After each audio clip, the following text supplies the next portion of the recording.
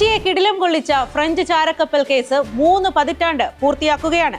1995 ദുരൂഹതയുടെ പായ കെട്ടിയ കപ്പൽ കൊച്ചി കായലിൽ തെക്ക് വടക്ക് സഞ്ചരിച്ചത്. ഗലാത്തി എന്നായിരുന്നു ആ പായ്ക്കപ്പലിന്റെ പേര്. 5 ഫ്രഞ്ചുകാരും ഒരു മഡഗാസ്കർ സ്വദേശിയുമായിരുന്നു കപ്പലിൽ. ഒരു പ്രഭാതത്തിൽ കോസ്റ്റ് ഗാർഡിന്റെ തരംകിണി എന്ന കപ്പൽ അതിവേഗം പാഞ്ഞെത്തി ഗലാത്തിയെ പൂട്ടി. ഇന്ത്യയുടെ പ്രതിരോധ രഹസ്യങ്ങൾ ചോർത്താൻ ശ്രമിച്ചെന്ന് കാണിച്ച് കോസ്റ്റ് ഗാർഡ് കൊച്ചി സിറ്റി പോലീസിൽ പരാതി നൽകി. ആ കേസിൽ 4 പ്രതികളാണ് ഉണ്ടായിരുന്നത്. ഫ്രഞ്ചുകാരായ ഫ്രാങ്കോ ക്ലാവൽ, എലേല ഫിലിപ്പ്, ഗോവക്കാരനായ ക്യാപ്റ്റൻ FM ഫൂർട്ടാഡോ, പിന്നെ KV തോമസ് എന്ന അന്നത്തെ എറണാകുളം MP-യും. ആ 4ാമത്തെ പ്രതിയുടെ പേരാണ് രാഷ്ട്രീയ കോളിളക്കത്തിന് വഴിവെച്ചത്. എന്താണ് ഫ്രഞ്ച് ചാരക്കപ്പലിന്റെ യാഥാർത്ഥ്യം? സത്യം പറയട്ടെ ആരംഭിക്കുന്നു.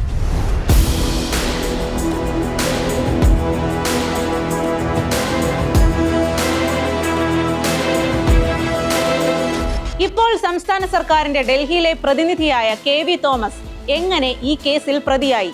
അറസ്റ്റിലായ ഫ്രഞ്ചുകാരായ ഫ്രാങ്കോ ക്ലാവലും എലേല ഫിലിപ്പും നൽകിയ മൊഴിയാണ് KV തോമസിനെ കുരുക്കിയത്.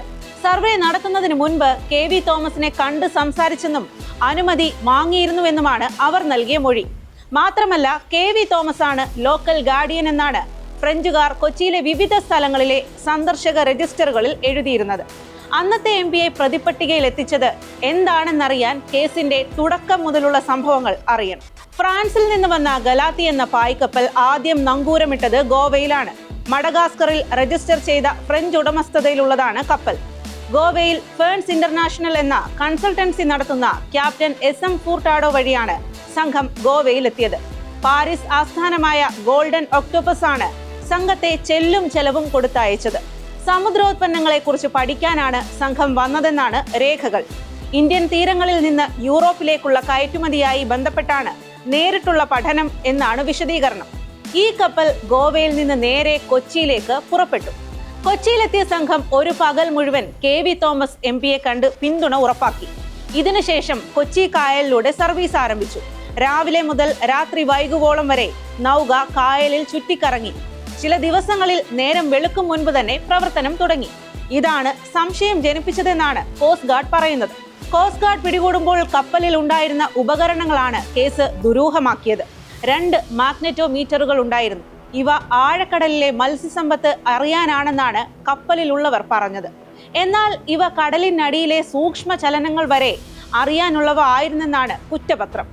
അന്തർവാഹിനികളെ കുറിച്ചുള്ള വിവരങ്ങൾ ശേഖരിക്കുകയായിരുന്നു സംഘത്തിന്റെ ലക്ഷ്യമെന്നും കോസ്റ്റ് ഗാർഡ് എഴുതി. സോണാർ സ്കാനറും കപ്പലിൽ ഉണ്ടായിരുന്നു. ഗവേഷണ കപ്പലുകളിൽ ഇവ പതിവാണെങ്കിലും ശേഖരിച്ച വിവരങ്ങളാണ് കേസിനെ മാറ്റിമറിച്ചത്. അന്തർവാഹിനികളുടെ സഞ്ചാരപഥം കണ്ടെത്താനുള്ള സർവേയാണ് നടത്തിയതെന്നാണ് കുറ്റപത്രം. സമുദ്രോൽപ്പന്നങ്ങളെ കുറിച്ചുള്ള പഠനത്തിനുള്ള വിവരങ്ങളല്ല ശേഖരിച്ചിരുന്നതെന്ന് ഗവേഷകരും മൊഴി നൽകി. ഫോർട്ട് കൊച്ചിയിൽ ഒരു പള്ളിക്ക് മുകളിൽ ശക്തിയേറിയ ആന്റിന സ്ഥാപിക്കാനും സംഘം നടപടി ആരംഭിച്ചിരുന്നു. തന്നെ തെറ്റിദ്ധരിപ്പിച്ചു എന്നായിരുന്നു KV തോമസ് MP-യുടെ മൊഴി. സമുദ്രോൽപ്പന്നങ്ങളെ കുറിച്ച് പഠിക്കാൻ വന്നതാണെന്നാണ് പരിചയപ്പെടുത്തിയത്. മത്സ്യമേഖലയിലുള്ള താല്പര്യം മൂലം അവരുടെ ഗവേഷണത്തെ നല്ല ഉദ്ദേശത്തിലാണ് എടുത്തത്. മത്സ്യങ്ങളെ കുറിച്ചുള്ള വിവരങ്ങൾ മാത്രമാണ് സംഘം ചോദിച്ചതും. ജനപ്രതിനിധി എന്ന നിലയിലാണ് എല്ലാ സഹായവും നൽകിയത് എന്നുമായിരുന്നു മൊഴി. കേസ് ഏറ്റവും ഗുരുതരമായി ബാധിച്ചത് KV തോമസിനെയാണ്. വിവാദത്തിന് പിന്നാലെ വന്ന ലോക്സഭാ തെരഞ്ഞെടുപ്പിൽ എറണാകുളത്ത് KV തോമസ് തോറ്റു. പിന്നാലെ കോൺഗ്രസിലെ എല്ലാ പദവികളും രാജിവെച്ചു. അവധി റദ്ദാക്കി വീണ്ടും തേവര SH കോളേജിൽ അധ്യാപകനായി ചേർന്നു. 1998 കോടതി KV തോമസിനെ കുറ്റവിമുക്തനാക്കി. KV തോമസ് ചാരപ്രവർത്തനം നടത്തിയതിന് തെളിവില്ല എന്ന് കണ്ടെത്തിയായിരുന്നു നടപടി. ഫ്രഞ്ച് പ്രതികളുടെ കാര്യമായിരുന്നു ഏറ്റവും ദുരൂഹം. വിചാരണയ്ക്കിടെ ഫ്രഞ്ചുകാർക്ക് നാട്ടിൽ പോയി വരാൻ കോടതി അനുമതി നൽകി. അന്ന് പോയ 2 ഫ്രഞ്ചുകാരും ഒരിക്കലും മടങ്ങി വന്നില്ല. പിന്നീട് കേസ് വിളിക്കുമ്പോഴൊക്കെ പ്രതികളില്ലാതെ വിചാരണ നീണ്ടുപോവുകയായിരുന്നു. ഇന്റർപോൾ അന്വേഷിക്കുന്നവരുടെ പട്ടികയിൽ ഇരുവരുടെയും വിവരങ്ങൾ പ്രസിദ്ധീകരിച്ചെങ്കിലും ഒരു വിവരവും ലഭിച്ചില്ല. കേന്ദ്ര ഇന്റലിജൻസ് ഉദ്യോഗസ്ഥർ ഫ്രാൻസിൽ പോയി തെരഞ്ഞെങ്കിലും പ്രതികളെക്കുറിച്ച് വിവരം ലഭിച്ചില്ല എന്നാണ് മടങ്ങി വന്ന് റിപ്പോർട്ട് നൽകിയത്. 2001 വരെ തേവര കോളേജ് അധ്യാപകനായിരുന്ന KV തോമസ് വീണ്ടും രാഷ്ട്രീയത്തിൽ സജീവമായി. പിന്നെയും MLA-യും MP-യുമായി, സംസ്ഥാന മന്ത്രിയും കേന്ദ്രമന്ത്രിയുമായി.